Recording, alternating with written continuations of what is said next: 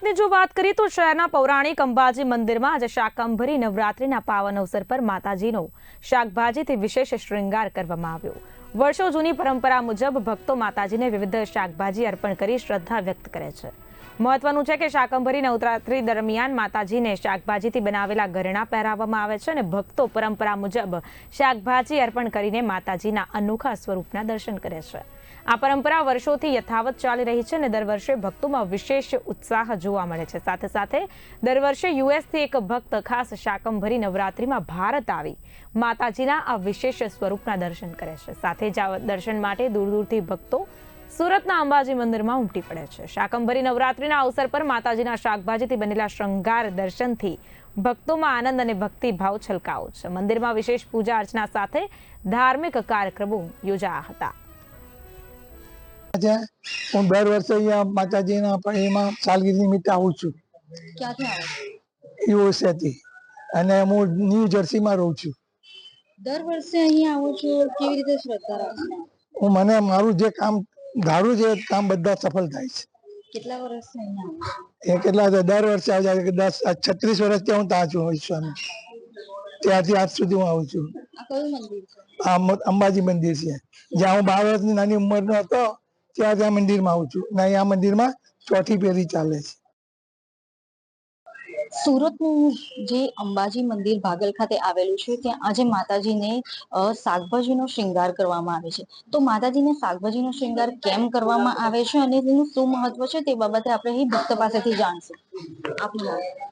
મારું નામ રાકેશભાઈ રંગરેજ છે। હું 50-52 વર્ષથી અંબાજીમાં સેવા આપું છું। શાકંભરી માતાનો ઇતિહાસ એવો છે કે આઠમથી આ નવરાત્રિ ચાલુ થાય છે। વર્ષની એક સર્વશ્રેષ્ઠ નવરાત્રિ શાકંભરી નવરાત્રિ।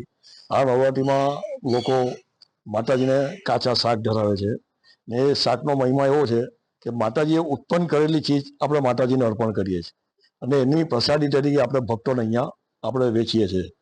આ નવરાત્રિ આઠમથી શરૂઆત થઈને પૂનમ સુધી ચાલે છે। પૂનમને દિવસે અહીં માતાજીની સાલગીરી ધામધૂમથી ઉજવવામાં આવે છે અને પ્રસાદી રૂપે લોકોને કેક છે, શાકનો પ્રસાદ છે, એ બધું અહીં આપવામાં આવે છે।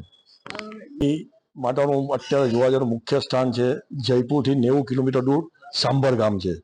આ ગામ શાકંભરી શક્તિપીઠ તરીકે ઓળખાય છે। પુરાણમાં એવું હતું કે વર્ષો સુધી દુકાળ પડેલો, ત્યારે દેવો, દાનવો, યક્ષો, ગાંધર્વો, ઋષિમુનિઓ સમગ્ર જીવસૃષ્ટિને ખાવા પીવાના ફાફા પડેલા। ત્યારે બધા દેવોએ જબરજસ્ત તપસ્યા કરીને માતા અંબાજીને પ્રસન્ન કર્યા ને માતા અંબાજીનું એક પ્રતિદ્વંદી સ્વરૂપ શાકંભરી તરીકે વિશ્વમાં ઉત્પન્ન થયું અને એ માતાજીએ પોતાના શરીરમાંથી જાત જાતના શાક ઊભા કર્યા।